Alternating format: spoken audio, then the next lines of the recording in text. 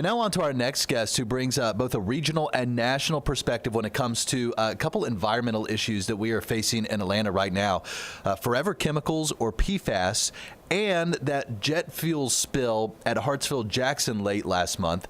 Daniel Blackman is an Atlanta native who previously served as the EPA's regional administrator for Region 4, overseeing environmental enforcement and cleanup across much of the Southeast, including here in Georgia. Daniel, great to have you and to hear all your expertise this morning. Good morning. Oh, man, good morning to you. And thankfully, it's warming up a little bit in Atlanta, so I'm able to enjoy some of this morning weather, man. It's so good to be a part of the conversation. Yeah, happy to see you outside. I'll be there myself in just a few hours because it is a beautiful day. I want to start by talking about PFAS because, for a lot of people, it's a vague but worrying terms. How should we be thinking about PFAS around Metro Atlanta, North Georgia, and how it affects us and our neighbors? Well, I mean, it's a huge concern.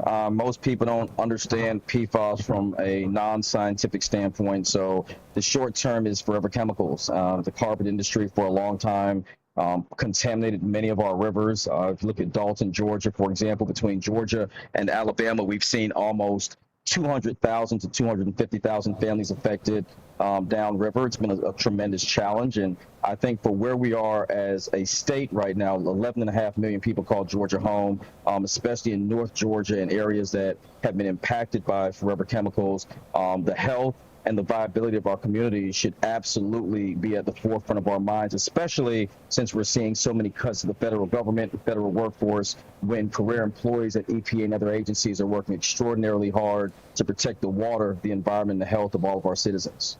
I grew up not far from Dalton and Chattanooga, and I had no idea that there was a huge PFAS concern there. Does it have to do with it being the carpet capital of the world? And are there other areas around North Georgia of concern?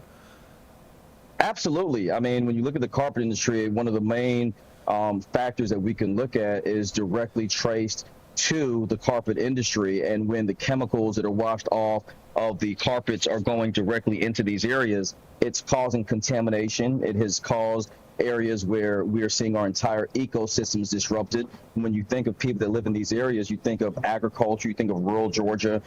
We have cattle, we have cows, we have different types of animals that are also being impacted by this. But our families should absolutely be concerned about the responsiveness. Whenever there's a press release that comes out about contamination or about any type of impact or the bringing in of funding that is so critical and important to making sure we protect these communities, we should be concerned. Alarms should go off because we're in a position now as a state where our population is increasing, but the quality of our water and our air has not been growing at the rate of our citizenry, and we need to really address that and change it to the best of our ability, and we need to move a lot faster than we are.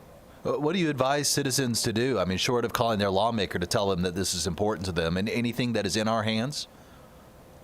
Yeah, there's a couple of things. One, local governments, especially when you look at North Georgia and a lot of rural areas, they don't have the capacity to clean up this water. They don't have the capacity to test a lot of their drinking water. And we see Georgia, outside of the carpet industry and PFAS, we're seeing now the rise of data centers. What we need to do is hold our elected officials accountable by ensuring that we're not just calling them to ask about what they're doing and what their stance is, but we need to make sure that we're dealing with our local public health departments. We need to ensure that when you see something similar to MARTA's slogan, when you see something, say something. When you see concerns in your communities, take note of it. When you go to the hospital and you're getting blood work or you're getting your bodies checked for an annual physical, these are things you should ask for.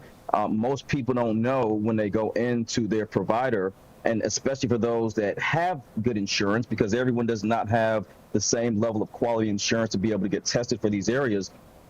But when you see challenges or when you're seeing health advisories go up or you're looking at a map, for example, one thing everyone can do is just Google their county and you can see levels of PFAS. If you just type in PFAS and your county or zip code, there are maps that will actually show you the levels that are in this area. And I think you should be concerned. I think outside of holding elected officials accountable, We need to ensure that they understand what questions to ask, and we work with the governor to determine what federal funds are here to test the drinking water that we do have. You know, speaking of the governor, moving on to a bit of a different topic, he declared a state of emergency after a big jet fuel spill over at the Atlanta airport. Happened just about 10 days or so ago, late January, spilled into the Flint River there.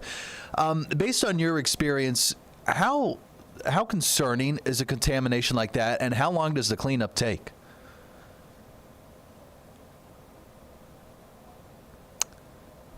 It appears we lost Daniel. If he comes back, we'll have him answer that question, but we do appreciate his time talking about PFAS. Daniel, if I still have you, I don't know if you heard me. I was asking about the Atlanta airport fuel spill. Happened about 10 days or so ago. 10,000 gallons of fuel spilled into the Flint River.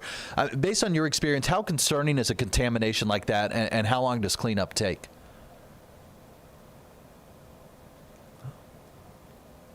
Athens, Georgia is one of our most prominent labs within the Environmental Protection Agency. And when these types of spills happen, you look at, the Flint River and the crises that have been happening, I think it's absolutely important when you're looking at fuel spills, especially, and we're talking about Flint, Michigan, if I'm not mistaken, correct? Because you mentioned the Atlanta airport.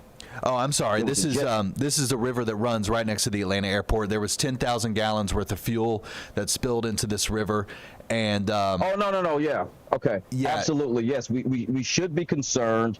The amount of fuel that actually spills in, there are levels at which a waterway or water can be deemed as drinkable. For example, our Athens lab with the EPA will test that drinking water. Once that water is tested, they make recommendations. But the reality is we should be concerned. When you look at water around the country, especially the levels of contaminants from mercury to lead pipes being outdated, for example, this adds no relief or security to communities that are already on the edge.